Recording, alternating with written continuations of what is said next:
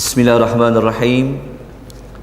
Innal hamdalillah nahmaduhu wa nasta'inuhu wa nastaghfiruh wa na'udzu billahi min shururi anfusina wa min sayyiati a'malina may yahdihillahu fala mudilla lahu wa man yudlil fala hadiya lahu wa ashhadu an la ilaha illallah wahdahu la sharika lahu wa ashhadu anna Muhammadan 'abduhu wa rasuluh.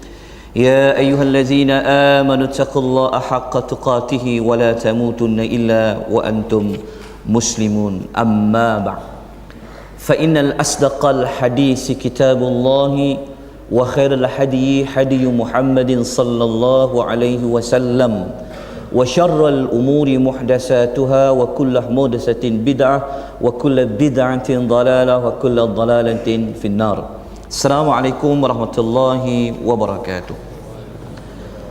Muslimin dan muslimat yang dirahmati dan dikasihi oleh Allah Subhanahu wa taala, alhamdulillah kita bersyukur kepada Allah Subhanahu wa taala.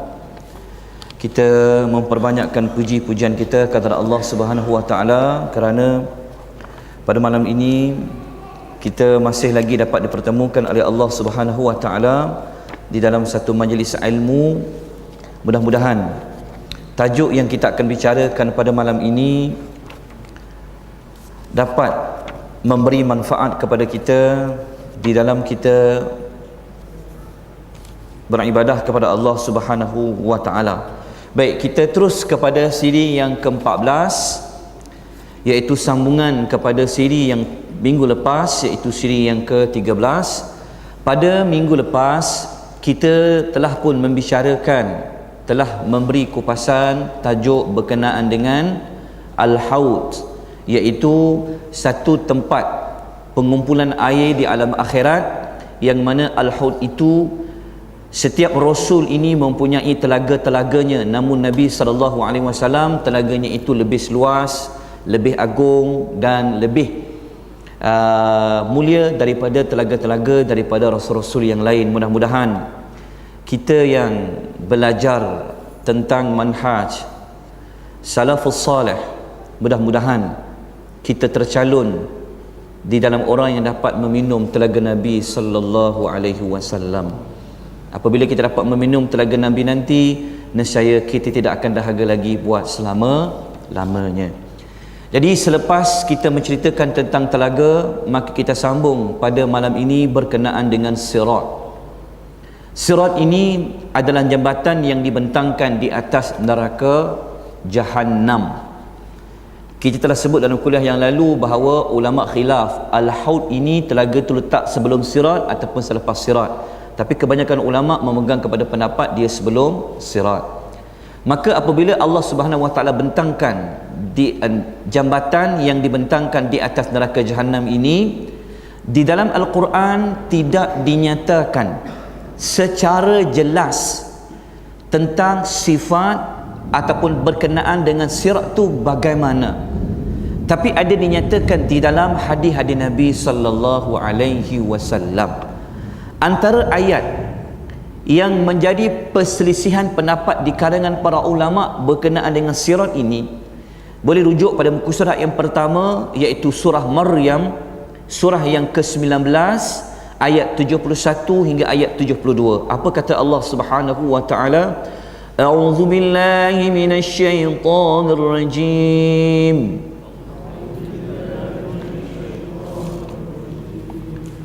Wa in minkum illa wariduha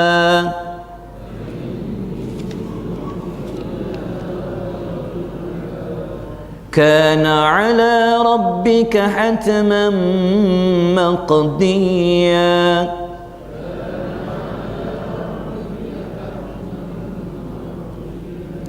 ثم ننجي الذين اتقوا ونذر الظالمين فيها جثيا.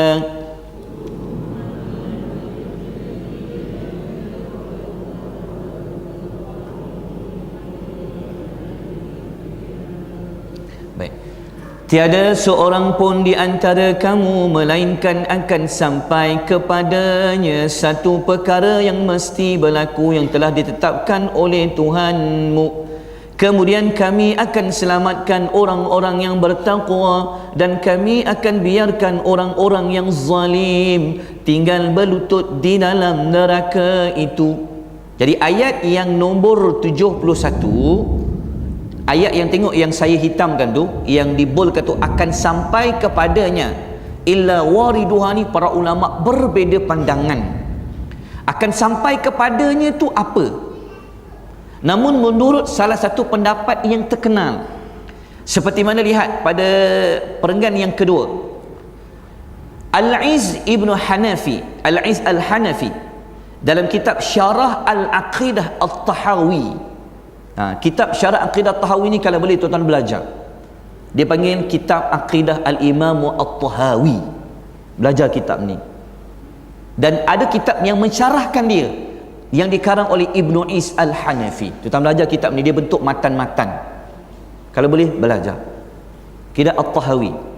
Dia kata apa? Waktu dalam bab cerita tentang sirat ni, Ibn Is Al-Hanafi dia kata, "Wakhtalafa al-mufassiruna fil muradi bil wurudil al-mazkur fi qawlihi ta'ala."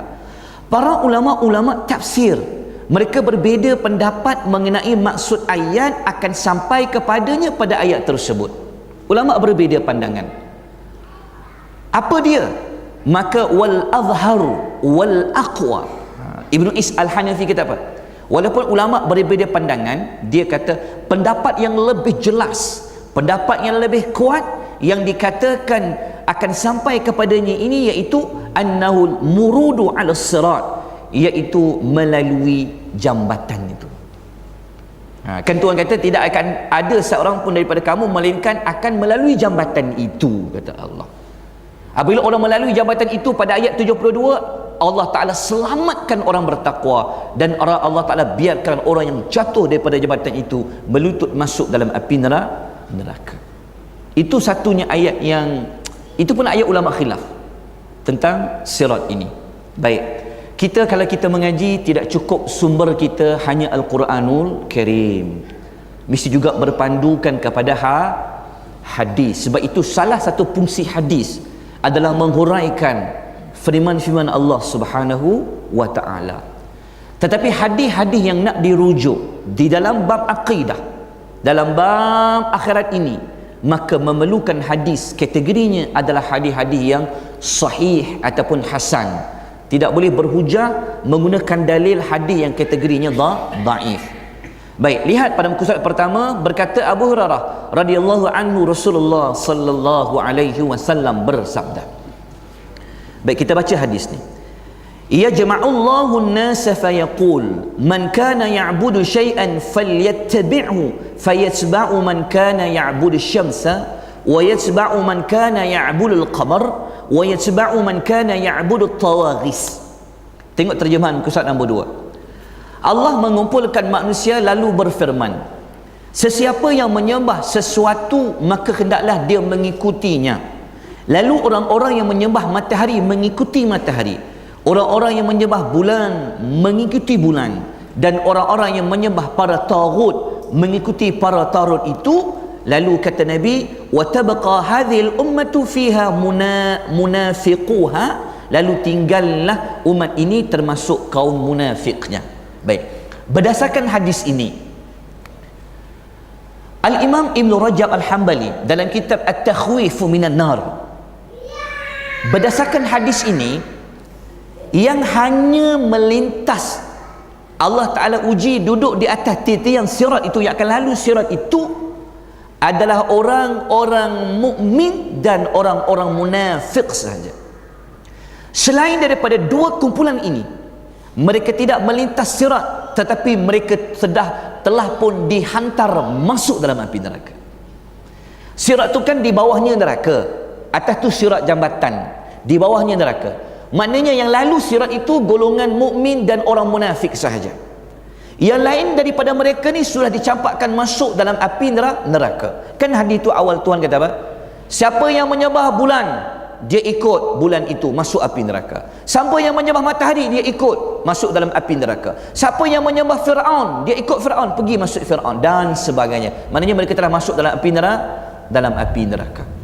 Sebab itu ada satu hadis yang Nabi SAW kata daripada Abu Hurairah, Asyam, tak ada dalam nota ni, tapi tuan-tuan kena tulis lah. Asyamsu wal qamaru thawrani mukawwarani.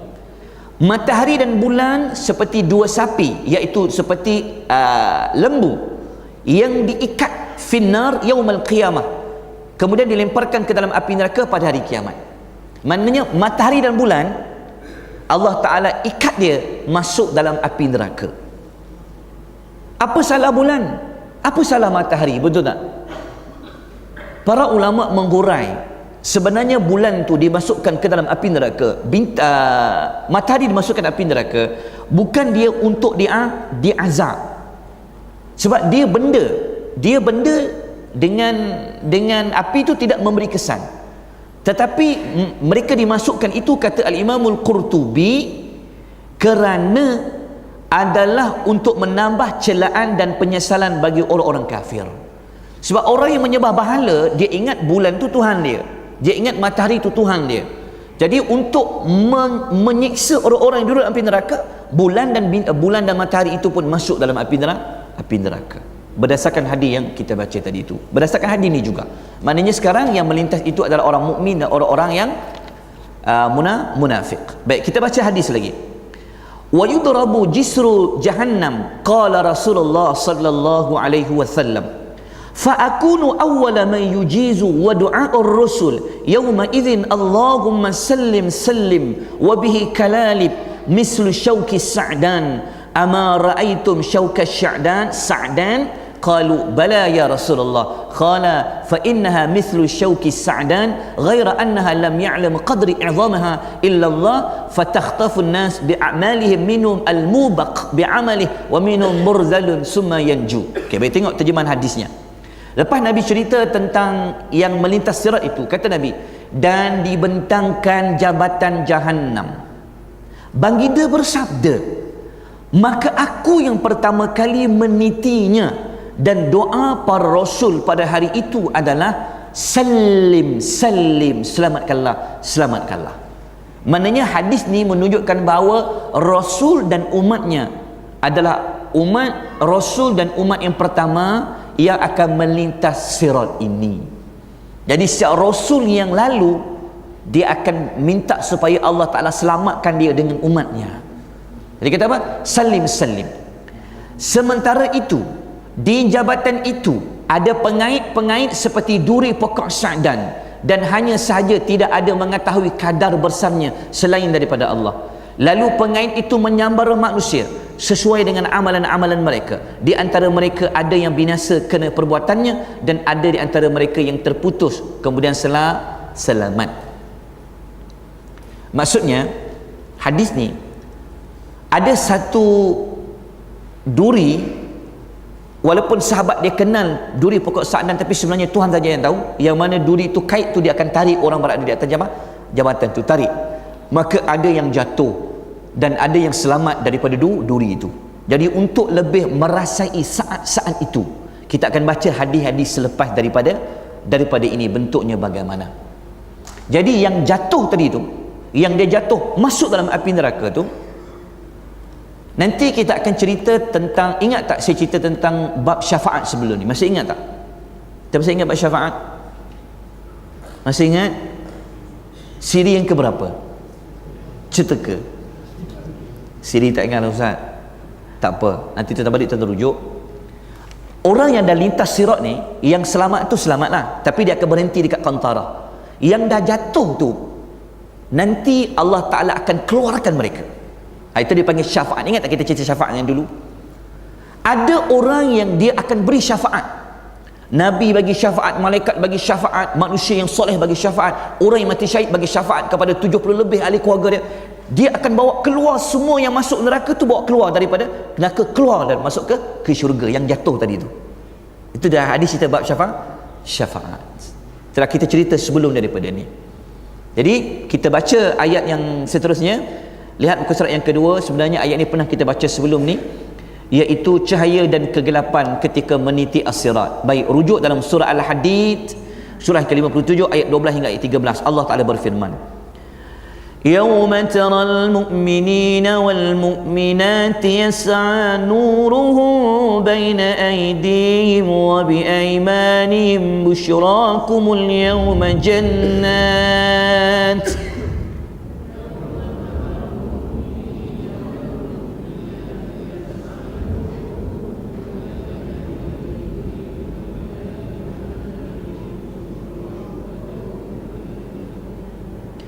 جنات تجري من تحتها الأنهار خالدين فيها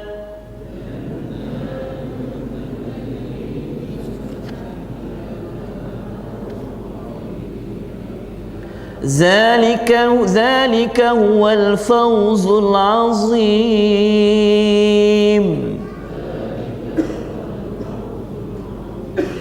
يوم يقول المنافقون والمنافقات للذين آمنوا انظرونا نقتبس من نوركم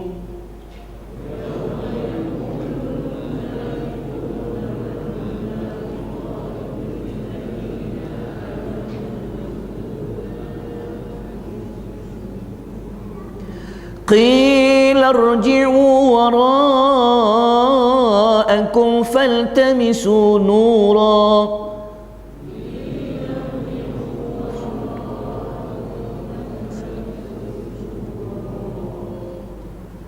فضرب بينهم بسور له باب باطنه فيه الرحمة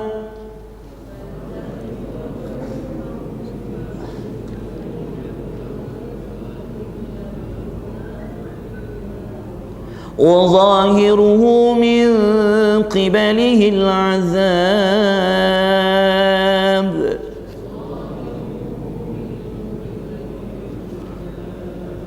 Baik, tengok bagaimana Allah Ta'ala menceritakan tentang dua kelompok ini. Ingatlah ketika engkau melihat pada hari kiamat orang-orang yang beriman, lelaki dan perempuan, cahaya mereka bergerak cepat di hadapan mereka dan di sebelah kanan mereka.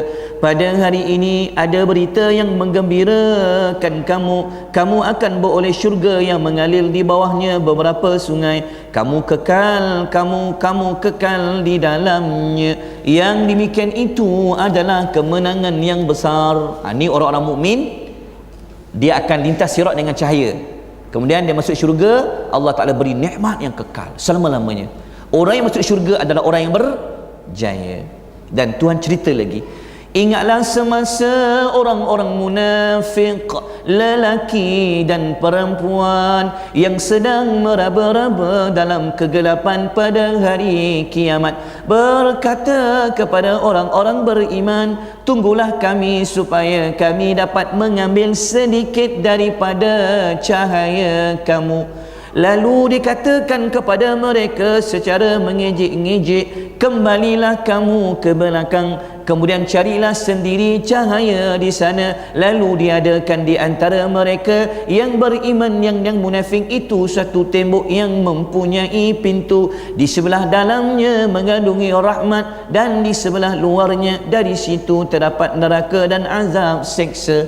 Jadi dalam ayat ni, orang-orang munafik ni pun dia nak lintas, tapi cahaya dia Allah Ta'ala padam. Jadi mereka panggil orang mukmin, wahai orang mukmin, boleh tak kami kongsi cahaya kamu? Kongsikan cahaya. Orang mukmin kata dalam keadaan mengejek, engkau pergilah sendiri cari cahaya kamu sendiri. Maka Allah Ta'ala letakkan satu tembok yang menghalang mereka daripada dapat lintas sirat itu. Maka akhirnya mereka semua jatuh masuk dalam api neraka. Orang munafik dia jatuh api neraka yang paling bawah sekali. Ada orang tanya, Ustaz, kenapa munafik ni paling bawah sekali nerakanya, bukan orang kafir? Sebenarnya orang munafik itu sendiri, mereka adalah kafir. Itu jawapannya. Baik, kita tengok huraian Ibnu Katsir. Ibnu Katsir kata apa tentang yang ayat tadi itu? Ibnu Katsir kata macam ni, يقول تعالى مخبرا على المؤمنين المتصدقين أنهم يوم القيامة يسعى نورهم بين أيديهم في عرصات القيامة بحسب أعمالهم Allah Ta'ala berfirman tentang orang-orang mukmin yang bersedekah, yang mana mereka pada hari kiamat kelak akan memperolehi cahaya yang terang di hadapan mereka di hari kiamat sesuai dengan amal yang telah pun mereka lakukan. Ini sebagaimana yang dikatakan oleh Ibnu Mas'ud mengenai ayat cahaya mereka bergerak di hadapan mereka. Dia mengatakan sesuatu dengan amal perbuatan mereka akan berjalan melintasi sirat.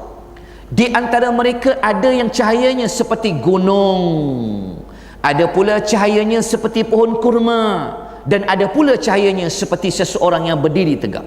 Yang paling gelap cahayanya adalah orang yang cahayanya terdapat pada ibu jari mereka, dan ada kalanya bercahaya dan ada kalanya padam. Perkara ini juga diriwayatkan oleh Ibnu Abi Hatim dan Ibnu Jari At-Tabari. Maknanya Ibnu Mas'ud kata bagaimana? Dia telah menggambarkan tentang beberapa sifatnya, subhanallah, memerlukan cahaya. Baik, kita lihat pada muka surat nombor 4. Ibnu Abbas radhiyallahu anhuma dia berkata, tengok Ustaz nombor 4. Bainama an-nasu fi zulmatin idh ba'asa Allahu nuran falamma ra'al mu'minuna nuran tawajjahu nahwahu wa kana nuru dalilan minallahi ilal jannah. Ketika semua orang berada dalam kegelapan, tiba-tiba Allah mengirimkan cahaya. Maknanya nak lintas sirat tu dia nak keadaan yang gelap, Allah Ta'ala bagi cahaya kepada orang mukmin. Kembali pada ayat tadi itu, orang-orang mukmin melihat cahaya itu, mereka pun menghadap wajah ke arah cahaya tersebut. Cahaya itu merupakan petunjuk dari Allah untuk menuju ke syurga. Kemudian Ibnu Abbas kata, falamma ra'al munafiquna al-mu'minina qad talaqu ittaba'uhum fa'adhlama Allahu 'alal munafiq. Ketika orang-orang munafik itu melihat orang mukmin telah berangkat, mereka pun mengikutinya, maka Allah memberikan kegelapan kepada mereka. Ini orang-orang munafik, Allah Ta'ala padamkan cahaya mereka, melainkan kepada orang-orang mukmin. Baik, boleh kita lihat yang surat yang keempat tu, yang surah At-Tahrim. Surah At-Tahrim, surah ke-6, 66, ayat yang ke-8. Ini di antara ayat yang lain yang Allah Ta'ala cerita tentang sifat cahaya yang dimiliki oleh orang-orang mukmin dan cahaya yang telah berlaku kepada orang-orang munafik. Apa kata Allah? Yawma la yuzzillahu an-nabiyya wal-ladhina amanu ma'ah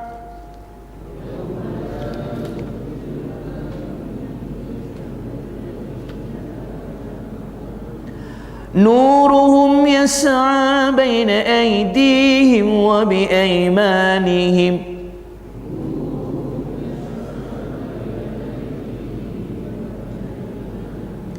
yaquluna rabbana asmim lana nurana waghfir lana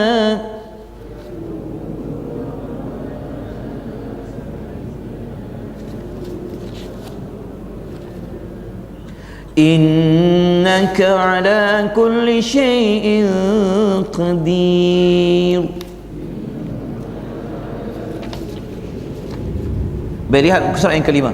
Pada hari yang ketika Allah tidak akan menghinakan Nabi dan orang yang beriman bersama-sama dengannya, cahaya mereka memancar di hadapan mereka dan di sebelah kanan mereka berkata, iaitu orang-orang ketika orang-orang munafik meraba-raba dalam kegelapan, wahai Tuhan kami, sempurnakan bagi kami cahaya kami dan limpahkan keampunan kepada kami, sesungguhnya Engkau maha berkuasa atas tiap-tiap sesuatu. Ini doa orang-orang mukmin apabila Allah Ta'ala padamkan cahaya kepada orang-orang munafik. Tetapi boleh baca doa itu, Rabbana atmim lana nurana waghfir lana. Jadi Ibnu Katsir kata ayat tadi itu, doa ini diucapkan oleh orang mukmin pada hari kiamat ketika mana mereka melihat cahaya orang-orang munafik telah dipadamkan. Baik, boleh pergi kepada muka surat yang ke-6.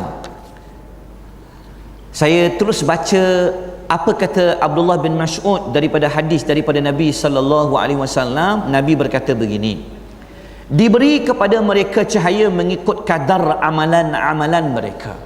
Rupanya di antara kita ni cahayanya tidak sama. Siapa yang amal solehnya banyak, maka dia bercahaya. Tetap ingat masa kita mengisi ruang tazkirah pada bulan Ramadan, apa amalan yang boleh mendatangkan cahaya? Masih ingat? Tak apa, saya tanya saya jawab lah. Ingat tak? Solat yang kita buat ni kan cahaya. As-salatu nur. Maknanya orang yang dia nak banyak cahaya, antaranya orang yang banyakkan rukuk kepada Allah dan sujud pada Allah, dia banyak cahayanya. Jadi bergantung kepada amal masing-masing. Tuan-tuan nak cahaya tak? Nak, sudah pasti. Tapi kena buat amal soleh. Di antara mereka ada yang diberi cahaya di hadapannya seperti gunung. Ada di antara mereka yang diberi cahayanya lebih kecil daripada gunung. Ada juga di antara mereka yang diberi cahayanya seperti pohon kurma di tangannya. Ada di antara mereka yang diberi cahaya lebih kecil daripada itu, sehingga ada yang diberi cahaya di ibu jari kakinya, yang mana cahayanya kadang-kadang menyala dan kadang-kadang terpadam. Apabila menyala dia melangkah, dan apabila terpadam dia berhenti. Lalu mereka melalui jambatan itu yang mana ia seperti pedang yang tajam dan licin. Baginda berkata kepada mereka, pergilah menurut kadar cahayamu. Ada di antara mereka yang melangkah terbang seperti bintang. Ada di antara mereka yang melangkah seperti sekelip mata, dan ada di antara mereka yang melintas seperti angin. Ada di antara mereka yang melaluinya seperti orang yang berjalan. Setiap orang berjalan mengikut kadar amal perbuatannya, sehingga ada yang melaluinya dengan cahaya di ibu jari kakinya. Tangan yang satu terlepas dan satu lagi dapat berpaut. Kakinya yang satu dapat melangkah dan sebelah lagi tidak dapat berganjak. Api menyambar di kanan kirinya, namun mereka semua diselamatkan. Dan setelah semuanya selamat, mereka berkata kepada Allah, segala puji bagi Allah yang telah menyelamatkan kami daripada neraka. Setelah dia memperlihatkan kepada kami, dia telah memberi kami apa yang tidak diberikan kepada sesiapa pun. Hadis riwayat Al-Hakim dalam Al-Mustadrak ala As-Sahihaini. Baik, nak baca lagi, baca yang surat Al-Munam yang di bawah tu. Kata Nabi SAW, maka melintaslah orang pertama di antara kamu laksana kilat. Allahu Akbar. Tuan-tuan agak-agak nak melintas macam apa? Berjalan ke? Nak jadi macam kilat? Ke nak sekelip mata? Tuan-tuan nak jadi semua benda-benda tu amal soleh. Buat amal soleh banyak. Antara amal soleh yang boleh memberi cahaya yang banyak, dia semua amal kita buat ni dia akan jadi cahaya. Tapi antara yang Nabi sebut cahaya itu antaranya adalah daripada orang yang kuat solat, banyak rukuk dan sujudnya, dia banyak dapat cahaya. Kita tak nak cahaya seperti ibu jari kaki, sekejap dia hidup, kejap dia mati. Masa dia hidup berjalan, masa dia mati stop. Sedangkan dia licin dan tajam, ada pengait yang tarik daripada api neraka. Cuba kita bayangkan dengan hati kita yang tulus bersih ini, bagaimana keadaan duduk di atas api neraka. Ucapan yang dilontarkan oleh Nabi dan Rasul hanya perkataan apa? Selamatkanlah, selamatkanlah. Di bawahnya api neraka. Allahu Akbar. Kemudian kata Nabi, Abu Hurairah bertanya, dengan pertaruhan ayahku dan ibuku untukmu yang dikatakan seperti kilat itu bagaimana? Nabi kata, tidakkah kamu lihat bagaimana kilat menyambar dan pergi dalam sekelip mata? Tengok sahabat tanya soalan, ya Rasulullah, kilat tu macam mana? Nabi kata, kamu tak pernah tengok ke kilat? Kalau dia datang dia cepat kan? Begitulah lajunya. Kemudian ada yang melintangnya seperti angin bertiup, ada yang melintangnya seperti burung yang terbang, dan ada unta yang kuat. Allahu Akbar. Ada orang berjalan macam dia nak unta lintas sirat tu. Allahu Akbar. Maka dijalankan oleh amal perbuatan mereka, dan nabimu berdiri di atas jambatan sambil berkata, Tuhanku, selamatkanlah, selamatkanlah. Lalu ada yang amalnya sedikit yang menyebabkan dia tidak mampu berjalan kecuali dia merangkak. Allahu Akbar. Tuan-tuan bayangkan, di bawahnya api neraka ada orang dia merangkak. Allahu Akbar. Merangkak, tuan-tuan, merangkak. Di tepi kedua jambatan itu tergantung besi-besi pengait yang bersiap sedia mengambil orang yang diperintahkan untuk diambil, yang terikat, yang terkait selamat, dan ada yang terlempar jatuh ke dalam api neraka. Hadis riwayat Muslim. Allahu Akbar. Mudah-mudahan kita dapat melintas sirat ini dalam keadaan yang paling maju. Amin. Tapi jawapannya, tuan-tuan nak tips tu, tuan-tuan nak kena buat apa? Amal salih. Buat amal salih, buat amal baik. Allah Ta'ala akan bagi semua tu. Baik, tengok kisah nombor 7, hadis riwayat Muslim yang kedua, kata Nabi, ada yang melintasnya seperti sekelip mata, ada yang melintasnya seperti kilat, ada yang melintasnya seperti angin bertiup, ada seperti burung, ada seperti menunggang kuda, dan ada seperti menunggang unta. Hadis riwayat Muslim. Allahu akbar.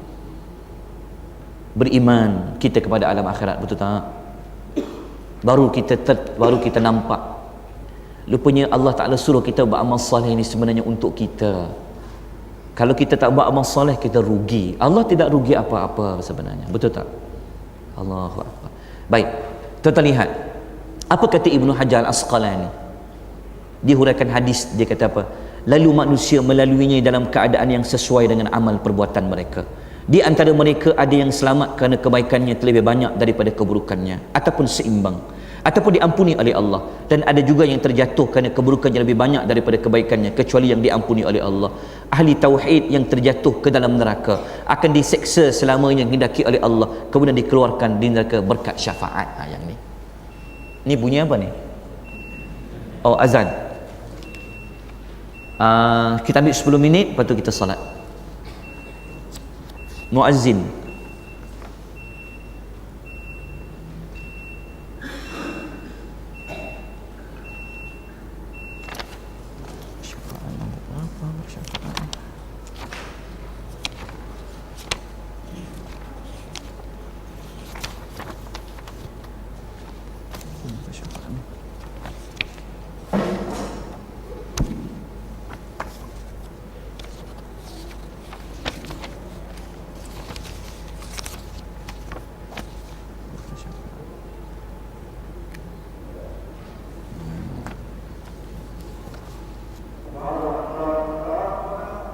Allahu akbar, Allahu akbar.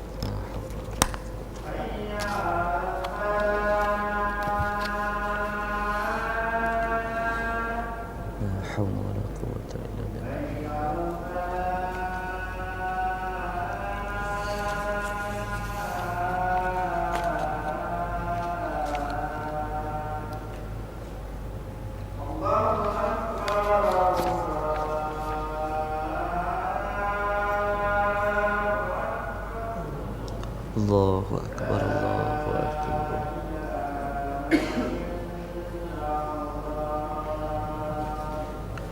Allahumma salli ala Muhammad wa ala ali Muhammad kama sallaita ala Ibrahim wa ala ali Ibrahim wa barik.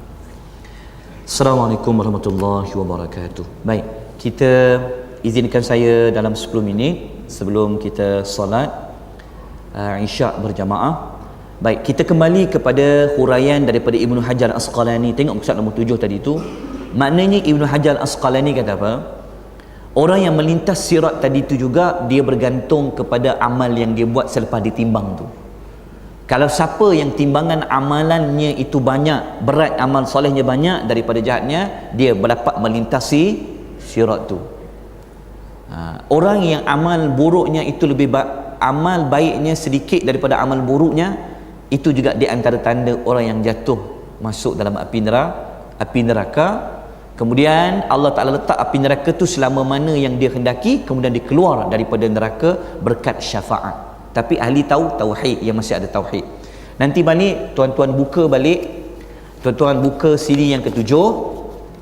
Buka siri 7, nanti tu terlihat pada muka surat yang ke-10, muka surat 11 dan muka surat 12, ada kita menceritakan tentang syafaat mengeluarkan orang-orang yang jatuh masuk dalam api neraka tu. Nanti tuan baca balik.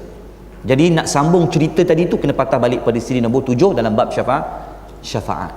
Baik, sekarang kita terus pergi kepada tajuk selepas dapat lintas sirat tu, maknanya lepas daripada api neraka tu, betul tak? Tak kiralah apa keadaan pun, kita ambil kira dia merangkak lah, lepas jugalah dia walaupun dia merangkak, walaupun apinya sikit tadi sekejap jatuh ke dalam, maknanya walaupun dia ni orang yang pastinya lepaslah pada sirat tu. Maka mereka ni sebelum masuk syurga dia akan berhenti dulu, namanya Al-Qantarah. Tengok muka surat nombor 8. Apa itu Al-Qantarah? Boleh lihat muka surat yang ke-8 perenggan yang kedua. Berkata Ibnu Hajar Al-Asqalani dalam Fathul Bari Kitabur Riqaq bab Al-Qisas Yaumil Qiyamah, Ibnu Hajar kata apa?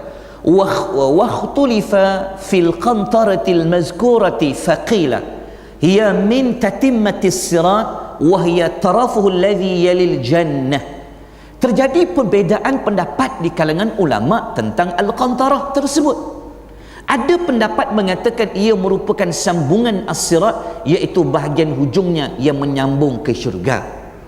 Wa qila innahuma siratani wa bihadha tsani jazama al-Qurtubi. Ada juga yang berpendapat ia adalah as-sirat yang lain. Pendapat kedua inilah yang dipastikan oleh al-Imam al-Qurtubi. Maknanya begini,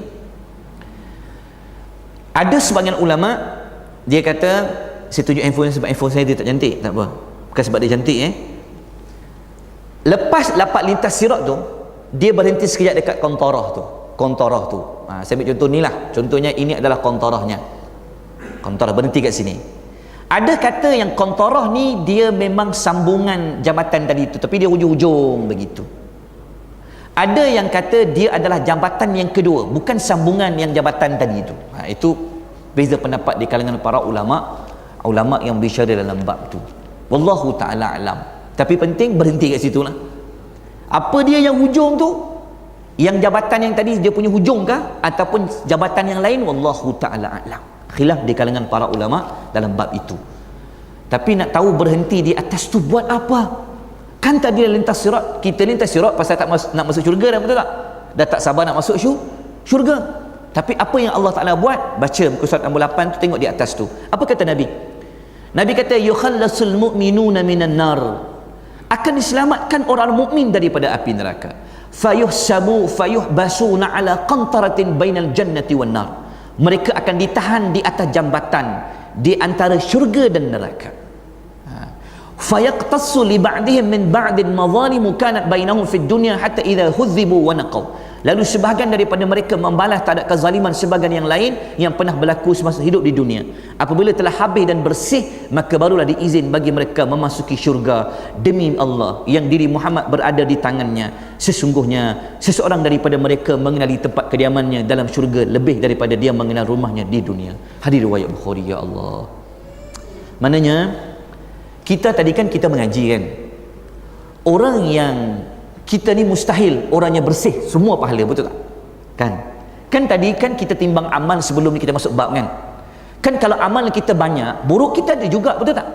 Buruk tu ada. Jadi yang buruk, dosa-dosa yang ringan tu di jabatan ini Allah Ta'ala bersihkan semua.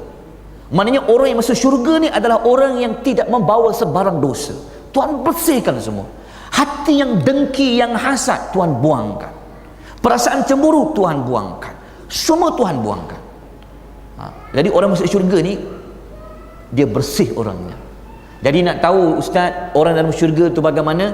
Pergi tengok, bongkar balik nota-nota yang pernah diberi dulu tu, yang ada sampai 20 siri tu. Buka balik, baca balik bagaimana ahli syurga ni, bagaimana. Allahu Akbar. Maknanya mulut dia tu takkan cakap benda yang kotor. La yasma'una fiha lagwan wala ta'thima. Inilah fungsi duduk di atas qantarah ni. Allah Ta'ala bersihkan semuanya masuk syurga. Allahu Akbar. Tapi yang masuk syurga tadi, yang berhenti kat jambatan tadi tu, dia bukan semua masuk macam tu. Okey, bukan dia buka pintu 1, 2, 3 masuk, tak. Dia ada kumpulan-kumpulan dia. Kan kita mengaji sebelum ni, ada yang masuk kumpulan yang pertama ni, wajah mereka ni bersinar bagaikan matahari.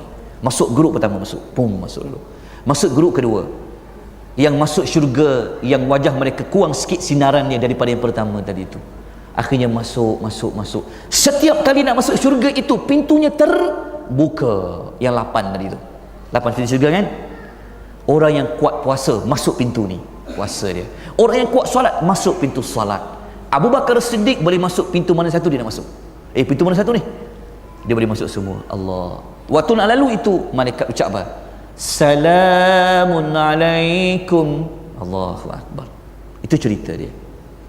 Jauh perjalanan kita, betul tak tuan-tuan dan puan-puan? Dunia ni yang kita buat semua ni untuk melalui alam akhirat ini sebenarnya. Ini saya minta maaf sebab 14 siri saja. Tapi kalau ikutkan sebenarnya sampai 20 siri alam akhirat punya modul. Tapi saya terpaksa cutkan dia. Jadi saya minta maaf bagi pihak saya.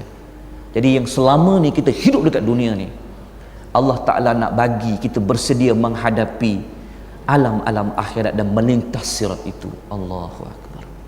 Subhanallah. Nampak tak jalannya tu? Ke dah tak nampak? Orang yang buta hatinya dia tak nampak jalan itu. Nanti habis tajuk ni, habis tahun depan panjang umur, ataupun mungkin awal daripada itu lagi, wallahu ta'ala, saya dah siapkan modul tapi tak siap sepenuhnya. Kita akan cerita tentang dunia dulu. Saya akan ambil modul satu cerita tentang dunia, habis tu siri cerita dunia ni apa. Lepas cerita-cerita kita akan masuk tajuk alam barzakh. Daripada dia sakit, nyawa dia sampai ke sini, matanya boleh lihat, roh berjalan melintas 7 lapisan langit, pum, hantar ke tanah kubur, soal muka nakir, kubur himpit dia, azab kubur, nikmat kubur, sampailah roh-roh orang yang mati itu duduk kat mana, roh para nabi berada di mana. Kalau kita mengaji alam barzakh, Allahu Akbar. Roh orang mukmin ni, kalau roh mati syahid ni, roh dia duduk dalam perut burung berwarna hijau. Yang burung tu dia terbang bebas dalam syurga, burung tu terbang. Lepas tu ada satu sungai yang Allah Ta'ala letak kat sungai itu buah-buahan, mereka akan makan daripada buah-buahan itu. Kemudian beredar masuk dalam satu pelita yang Allah Ta'ala gantung di atas arasy dalam syurga tu. Ke situ mereka kembali balik. Ada roh dia tak boleh masuk dalam syurga sebab dia berhutang. Semua tu kita akan cerita pada tahun hadapan. Semuanya dalam mungkin sampai 20 atau 20 lebih siri tu. Dan kita akan kupas perbahasan di mana datangnya perbahasan ulama sampaikan pahala, di mana datangnya bab talqin, di mana datangnya bab baca Al-Quran dan sebagainya pada tahun hadapan jika panjang umur. Maknanya modul kita tu nanti akan lengkap. Dunia, alam barzakh, masuk alam akhirat, akhirnya syurga dan neraka. Habis modul tu saya akan bersaralah. Habislah tugas saya. Baik, kita jumpa tahun depan insya-Allah. Jadi saya minta maaf banyak-banyak bagi pihak saya, tuan-tuan dan puan-puan. Saya dah buat yang sebaik mungkin untuk menunaikan tanggungjawab saya, sekadar menyampai apa yang Allah Ta'ala sebut dalam Al-Quran dan apa yang disebut oleh Nabi sallallahu alaihi wasallam dalam hadisnya. Jadi saya mohon maaf banyak pada tuan-tuan ya malam ni kalau ada salah dan silap sepanjang saya bersama dengan tuan-tuan dan puan-puan.